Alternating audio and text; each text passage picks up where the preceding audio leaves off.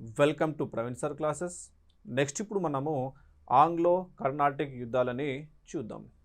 So ఈ Anglo Carnatic యుద్ధాలు మనకి ఏ మధ్యన కనిపిస్తాయంటే 1746 నుంచి 1763 మధ్య మనకి మూడు ఆంగ్లో కర్ణాటిక్ యుద్ధాలు కనిపిస్తాయి. 1746 నుంచి 1763 మధ్య మూడు ఆంగ్లో కర్ణాటిక్ యుద్ధాలు కనిపిస్తాయి. సో ఈ ఆంగ్లో కర్ణాటిక్ యుద్ధాలు అనేటివి మనకి ఎవరి మధ్య జరిగినాయి? ఈ ఆంగ్లో కర్ణాటిక్ యుద్ధాలు మనకి ఇక్కడ బ్రిటిష్ అండ్ ఫ్రెంచ్ మధ్య జరుగుతాయి. సో ఇక్కడ భారతదేశంలో బ్రిటిష్ వాడు అండ్ ఫ్రెంచ్ మధ్య జరిగిన యుద్ధాలనే ఆంగ్లో కర్ణాటిక్ యుద్ధాలని పేర్కొంటారు. సో ఈ ఆంగ్లో కర్ణాటిక్ యుద్ధాలు అనేటివి ఎన్ని జరిగాయంటే మూడు జరిగాయి. మొదటి ఆంగ్లో కర్ణాటిక్ యుద్ధం వచ్చేసి 1746 నుంచి 1748 మధ్య జరుగుతుంది. సెకండ్ ఆంగ్లో కర్ణాటిక్ యుద్ధం వచ్చేసి 1749 నుంచి 1754 మధ్య జరుగుతుంది. నెక్స్ట్ మూడవది వచ్చేసి 1756 నుంచి 1763 మధ్య మనకి మూడవ ఆంగ్లో కర్ణాటిక్ యుద్ధం అనేది జరుగుతుంది. అయితే ఈ ఆంగ్లో కర్ణాటిక్ యుద్ధాల్లో ఎవరెవరు పాల్గొన్నారు? ఈ ఆంగ్లో కర్ణాటిక్ యుద్ధాల్లో ఎవరెవరు పాల్గొన్నారంటే మనకి బ్రిటిష్ వాడు పాల్గొంటాడు, ఫ్రెంచ్ వాడు పాల్గొంటాడు, హైదరాబాద్ నవాబులు పాల్గొంటారు, కర్ణాటిక్ నవాబులు పాల్గొంటారు అండ్ మరాఠా వాళ్ళు కూడా పాల్గొంటారు. ఆంగ్లో కర్ణాటిక్ యుద్ధాలు మనకి బ్రిటిష్ వాడు పాల్గొన్నాడు, ఫ్రెంచ్ వాడు పాల్గొన్నాడు, హైదరాబాద్ నవాబులు పాల్గొన్నారు, కర్ణాటిక్ నవాబులు పాల్గొన్నారు అండ్ మరాఠా వాళ్ళు కూడా పాల్గొన్నారు.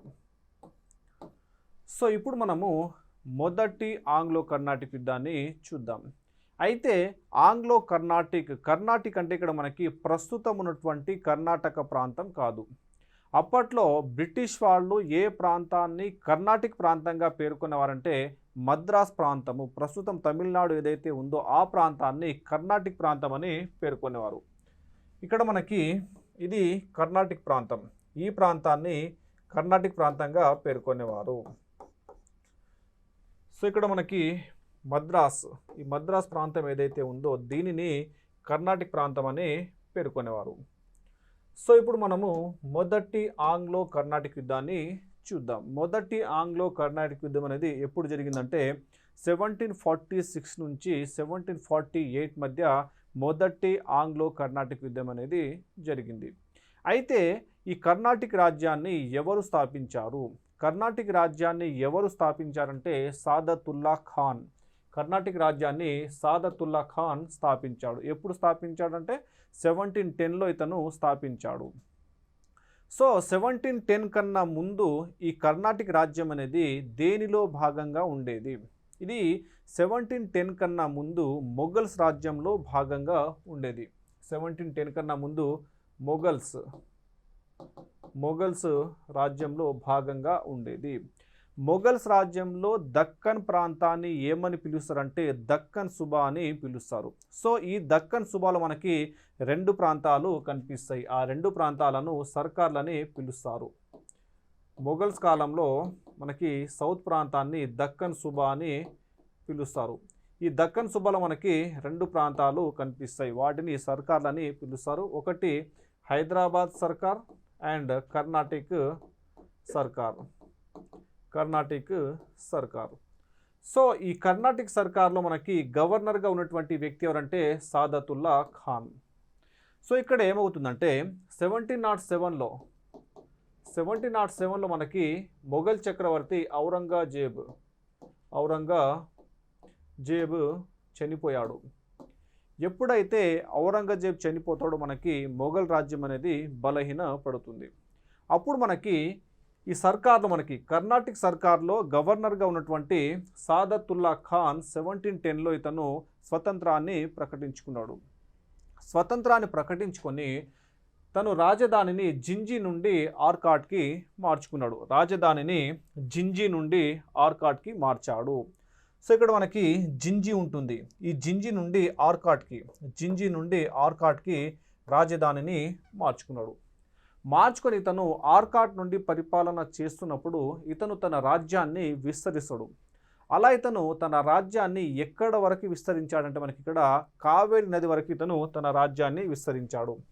సో ఇక్కడ మనకి ఈ కావేరి నది ఏదైతే ఉందో ఈ కావేరి నది వరకు తన యొక్క రాజ్యాన్ని విస్తరించాడు. అంటే ఇతని యొక్క రాజ్యం మనకి ఏ నదుల మధ్య ఉందంటే ఇక్కడ మనకి కృష్ణా రివర్ ఉంటుంది, ఇక్కడ కావేరి రివర్ ఉంది. కృష్ణ అండ్ కావేరి నదుల మధ్య ఇతను తన రాజ్యాన్ని విస్తరించాడు. కృష్ణ అండ్ కావేరి నదుల మధ్య తన రాజ్యాన్ని విస్తరించాడు ఈ సాదతుల్లా ఖాన్. అయితే ఈ సాదతుల్లా ఖాన్కి మగ సంతానం అనేది లేదు, ఇతనికి మగ వారసులు లేరు. దీంతో ఈ సాదతుల్లా ఖాన్ ఏం చేస్తాడంటే తన యొక్క తమ్ముడు కొడుకుని ఇతను దత్తత తీసుకున్నాడు. ఇతని తమ్ముడు కొడుకు ఎవరంటే మనకి ఇక్కడ దోస్త్ అలీ, ఇతని తమ్ముడు కొడుకు దోస్త్ అలీ. ఈ దోస్త్ అలీ ఖాన్ని ఇతను దత్తత తీసుకున్నాడు. తీసుకున్న తర్వాత ఇతడినే తన యొక్క వారసుడిగా ప్రకటించాడు. అలా మనకి 1732 ఇయర్ వస్తుంది. ఈ 1732 ఇయర్లో ఈ సాదతుల్లా ఖాన్ అనేవాడు చనిపోతాడు. 1732లో సాదతుల్లా ఖాన్ చనిపోతాడు. ఈ సాదతుల్లా ఖాన్ చనిపోయిన తర్వాత నెక్స్ట్ పాలకుడు ఎవరవుతారంటే మనకి ఇక్కడ ఈ దోస్త్ అలీ ఖాన్ పాలకుడు అవుతాడు. ఈ దోస్త్ అలీ ఖాన్ మనకి 1732 నుంచి 1740 మధ్య ఇతను పరిపాలన చేస్తాడు. అయితే ఈ దోస్త్ అలీ ఖాన్కి ఒక అల్లుడు ఉంటాడు, అతని పేరే చందా సాహెబ్. ఇతని యొక్క అల్లుడు పేరు చందా సాహెబ్. ఈ చందా సాహెబ్ యొక్క అసలు పేరు ఏంటంటే హుస్సేన్ దోస్త్ అలీ. ఇతని యొక్క అసలు పేరు హుస్సేన్ దోస్త్ అలీ. అయితే ఈ చందా సాహెబ్ ఏం చేస్తారంటే ఇతను మధురై అండ్ తిరుచిరాపల్లిని ఆక్రమించాడు. చందా సాహెబు ఇక్కడ మనకి మధురై అండ్ తిరుచిరాపల్లిని ఆక్రమించాడు చందా సాహెబ్. అంటే ఇతను కావేరి నదిని దాటి మధురై అండ్ తిరుచిరాపల్లిని ఆక్రమించాడు. సో ఇక్కడ ఓడిపోయినటువంటి హిందూ పాలకులు ఇక్కడ నుంచి పారిపోయి వీళ్ళు ఈ మరాఠా రాజ్యానికి వెళ్తారు. మరాఠా రాజ్యానికి వెళ్ళి మరాఠా వాళ్ళ యొక్క సహాయం కోరుతారు. అప్పుడు మనకి మరాఠా పాలకులు తమ పీష్వా అయినటువంటి బాలాజీ బాజీరావు నేతృత్వంలో సైన్యాన్ని పంపించి ఆర్కాట్ పైకి దాడి చేస్తారు. అలా మనకి 1740లో ఈ కూటమి బాలాజీ బాజీరావు నేతృత్వంలో వచ్చినటువంటి కూటమి ఆర్కాట్ పైకి దాడి చేస్తుంది. సో అప్పుడు జరిగినటువంటి యుద్ధం ఏదంటే దామల చెరువు యుద్ధము, బ్యాటిల్ ఆఫ్ దామల చెరువు. ఎప్పుడు జరిగిందంటే 1740లో జరిగింది. ఈ యుద్ధంలో ఏమవుతుందంటే ఈ కూటమి బాలాజీ బాజీరావు నేతృత్వంలో వచ్చినటువంటి కూటమి ఏదైతే ఉందో ఆ కూటమి దోస్త్ అలీని చంపేస్తుంది. సో ఇక్కడ మనకి దోస్త్ అలీ దామల చెరువు యుద్ధంలో చంపబడ్డాడు. చంపేసిన తర్వాత ఇతని యొక్క అల్లుడు ఎవరంటే చందా సాహెబ్. ఈ చందా సాహెబ్ని బందీగా తీసుకెళ్తారు. బందీగా ఇతడిని ఎక్కడికి తీసుకెళ్తారంటే మనకి ఇక్కడ మరాఠా ప్రాంతానికి బందీగా తీసుకెళ్తారు. అలా ఫస్ట్ ఇతడిని బేరార్కి తీసుకెళ్తారు, తర్వాత సతారాకి మార్చేస్తారు. సో ఇతడిని ఫస్ట్ బేరార్కి తీసుకెళ్తారు, తర్వాత సతారా ప్రాంతానికి తీసుకొస్తారు. బేరార్ నుండి సతారాకి మార్చారు ఎవరినంటే ఈ చందా సాహెబ్ని. సో ఇక్కడ మనకి పాలకుడైనటువంటి దోస్త్ అలీ చంపబడ్డాడు. ఎప్పుడైతే దోస్త్ అలీ చంపబడతాడో ఇతని యొక్క కొడుకు సఫ్తర్ అలీ పాలకుడు అవుతాడు. అయితే ఈ సఫ్తర్ అలీని మనకి ఇక్కడ వెల్లూరు పాలకుడు ముర్తాజా అలీ ఖాన్. వెల్లూరు పాలకుడు ఇక్కడ మనకి ముర్తాజా. ఇక్కడ వెల్లూరు పాలకుడు ఎవరంటే ముర్తాజా. ఈ ముర్తాజా ఇక్కడ మనకి ఆర్కాట్ పైకి దాడి చేసి ఈ సఫ్తర్ అలీని చంపేస్తాడు. సో సఫ్తర్ అలీ చనిపోవడంతో మరలా రాజ్యంలో సంక్షోభం ఏర్పడుతుంది. ఈ టైంలో ఏమవుతుందంటే ఇక్కడ అన్వరుద్దీన్ అనేవాడు మనకి ఇక్కడ హైదరాబాద్ పాలకుల సహాయంతో 1744లో ఇతను సింహాసనాన్ని అధిష్ఠించాడు. సో ఇక్కడ 1744లో అన్వరుద్దీన్ ఎవరి సహాయంతో సింహాసనాన్ని అధిష్ఠించాడంటే హైదరాబాద్ పాలకుల సహాయంతో సింహాసనాన్ని అధిష్ఠించాడు. సో ఇతను సింహాసనాన్ని అధిష్ఠించడంతో ఈ గతంలో ఉన్నటువంటి పాలకులు అంటే ఇక్కడ మనకి చందా సాహెబ్ కుటుంబ సభ్యులు కావచ్చు, లేదంటే దోస్త్ అలీ కుటుంబ సభ్యులు కావచ్చు, ఇతడిని యాక్సెప్ట్ చేస్తారా అంటే ఇతడిని యాక్సెప్ట్ చేయరు, ఇతడిని వ్యతిరేకిస్తారు. వ్యతిరేకించినా కూడా ఇతను హైదరాబాద్ పాలకుల సహాయంతో ఇతను సింహాసనాన్ని అధిష్ఠించాడు. సో ఇక్కడ మనకి 1744లో ఇక్కడ ఈ కర్ణాటకకి పాలకుడు ఎవరంటే ఇక్కడ మనకి అన్వరుద్దీన్ పాలకుడిగా ఉన్నాడు. సో ఇప్పుడు ఏమవుతుందంటే మనకి ఇక్కడ మొదటి ఆంగ్లో కర్ణాటిక్ యుద్ధం అనేది ఇప్పుడు స్టార్ట్ అవుతుంది. సో ఈ మొదటి ఆంగ్లో కర్ణాటిక్ యుద్ధం అనేది ఎలా స్టార్ట్ అయిందో ఇప్పుడు చూద్దాం. సో ఇక్కడ మనకి మొదటి ఆంగ్లో కర్ణాటిక్ యుద్ధం అనేది ఏ మధ్యన జరిగిందంటే 1746 నుంచి 48 మధ్య మనకి మొదటి ఆంగ్లో కర్ణాటిక్ యుద్ధం అనేది జరిగింది.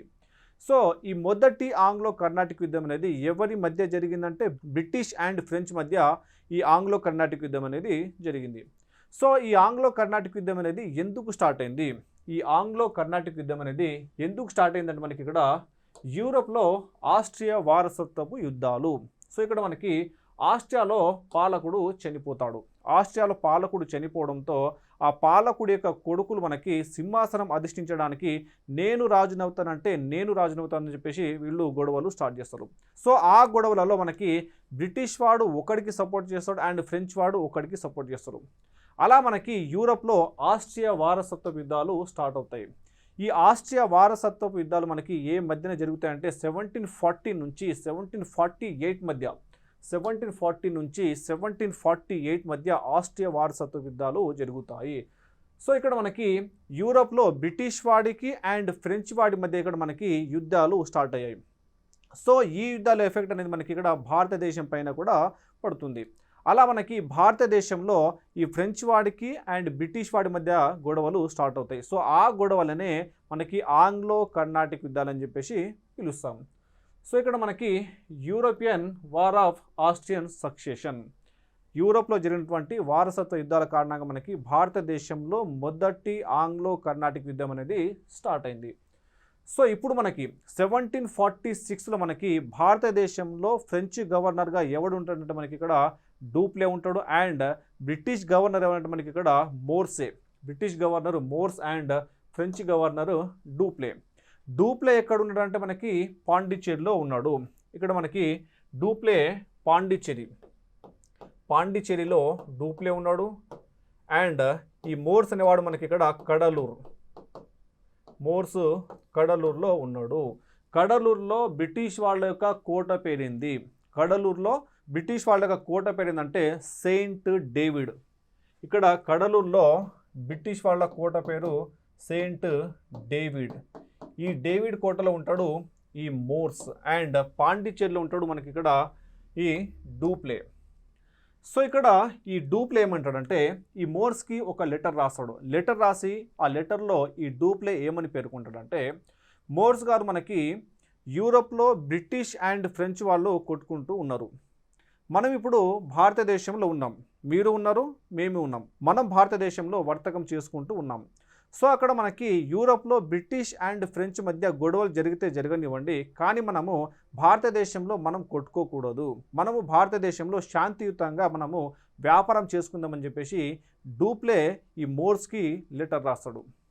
అయితే ఈ లెటర్ని ఈ మోర్స్ అనేవాడు పట్టించుకుంటాడా అంటే పట్టించుకోడు, దాన్ని చింపి డస్ట్బిన్లో పడేస్తాడు. అండ్ ఇక్కడ మనకి యూరోప్లో బ్రిటిష్ అండ్ ఫ్రెంచ్ మధ్య యుద్ధాలు అనేటివి తారాస్థాయికి వెళ్తూ ఉంటాయి. అలా మనకి ఈ యూరోప్లో జరుగుతున్నటువంటి ఆ యుద్ధాల ఎఫెక్ట్ అనేది ప్రపంచంలో ఉన్నటువంటి బ్రిటిష్ అండ్ ఫ్రెంచ్ మధ్య స్టార్ట్ అవుతాయి.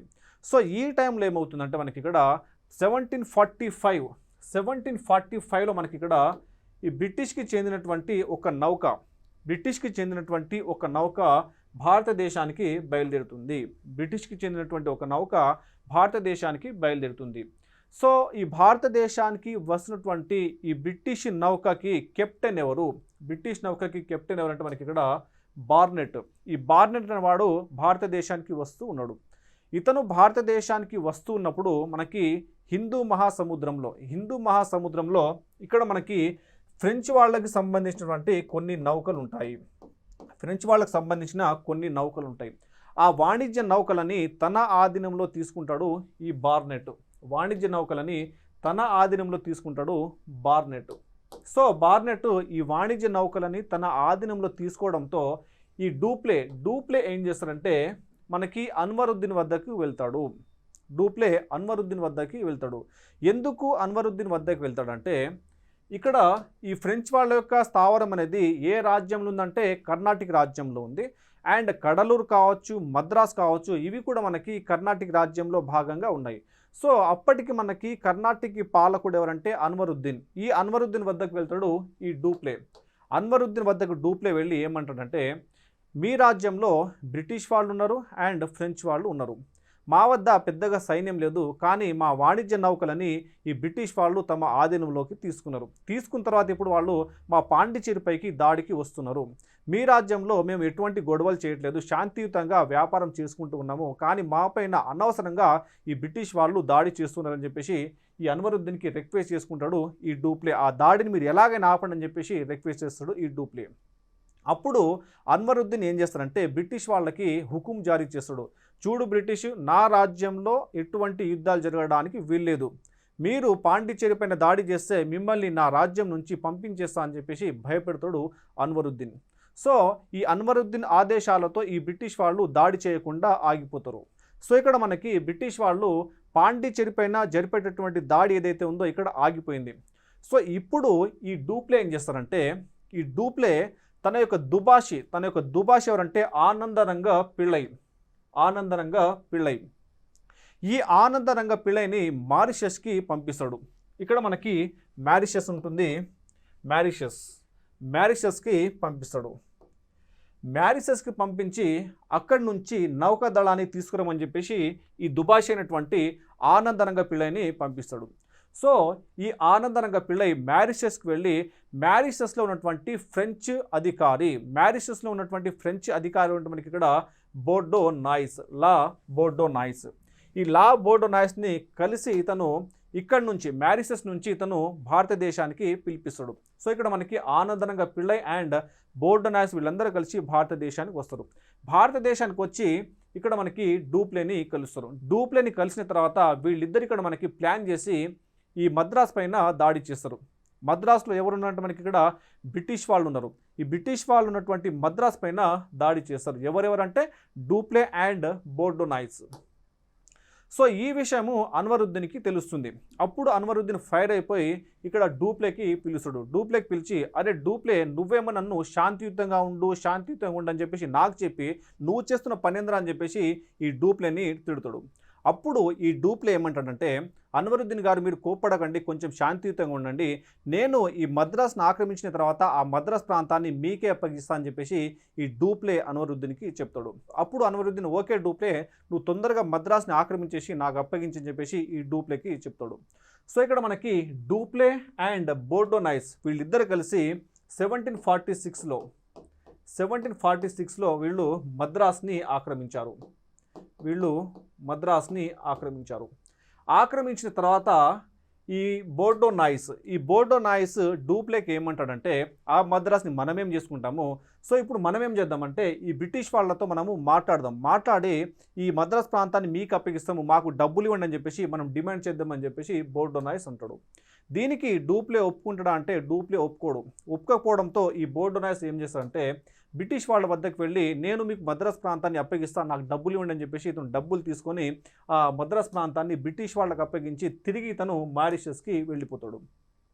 ఈ విషయము డూప్లేకి తెలుస్తుంది. డూప్లేకి తెలియడంతో డూప్లే ఏం చేస్తాడంటే మరలా సెకండ్ టైం దాడి చేసి మరలా ఆ మద్రాస్ ప్రాంతాన్ని ఆక్రమించుకుంటాడు.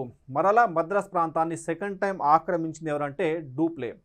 అయితే ఈ సెకండ్ టైం డూప్లే మద్రాస్ పైన దాడి చేసినప్పుడు ఆ మద్రాస్లో ఉన్నటువంటి బ్రిటిష్ అధికారులందరినీ కూడా బంధించేసి వాళ్ళని పాండిచేరికి తరలించాలనుకుంటాడు ఈ డూప్లే.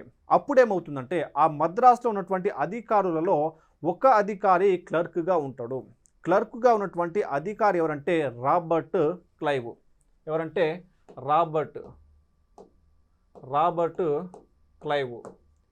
ఈ రాబర్ట్ క్లైవ్ ఏం చేస్తారంటే చీకటి పడిన తర్వాత తన ముఖానికి బ్లాక్ పెయింట్ వేసుకుంటాడు. తన ముఖానికి బ్లాక్ రంగు వేసేసుకొని ఇతను ఒక ఇండియన్ లాగా డ్రెస్ వేసుకొని ఆ మద్రాస్ నుంచి తప్పించుకొని పారిపోయి ఇతను ఎక్కడికి వెళ్తాడంటే కడలూరుకి వెళ్తాడు. కడలూరుకి వెళ్తాడు.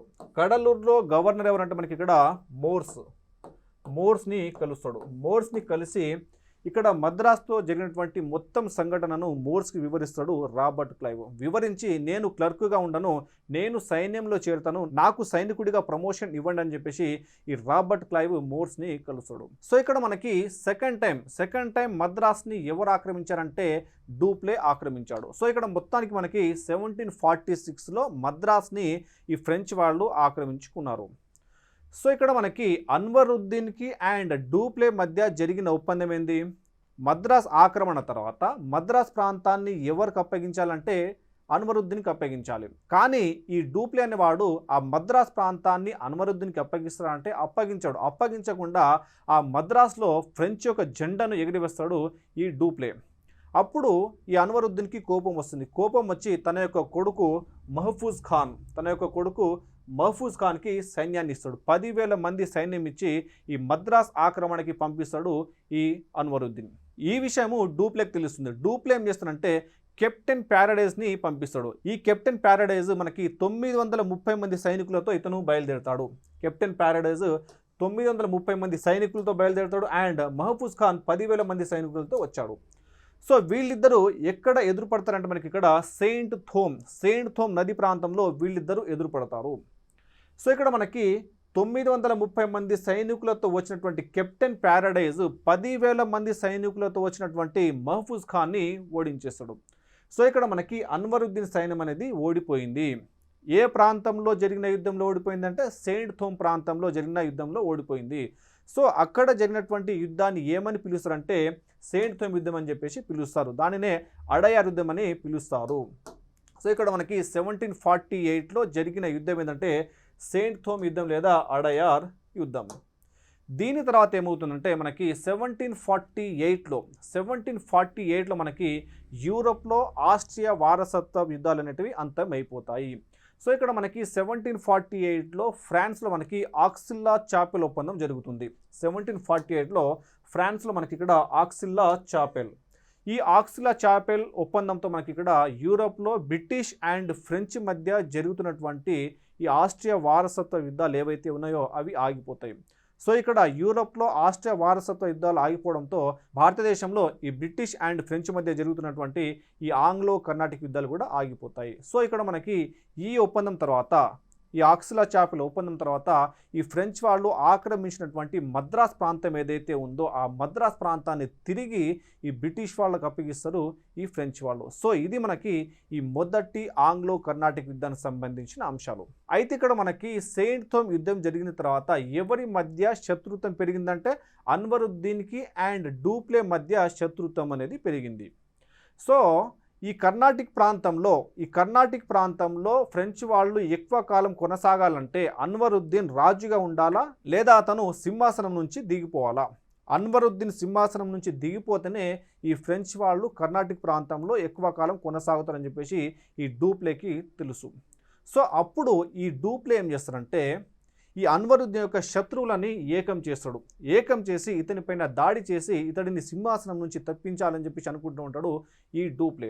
సో ఈ డూప్లే అన్వరుద్దీన్ని సింహాసనం నుంచి ఎలా తప్పించాడో నెక్స్ట్ చూద్దాం. సో దాన్ని మనము రెండవ ఆంగ్లో కర్ణాటిక్ యుద్ధం అని చెప్పేసి పేర్కొంటాం. సో నెక్స్ట్ మనము రెండవ ఆంగ్లో కర్ణాటిక్ యుద్ధాన్ని చూద్దాం.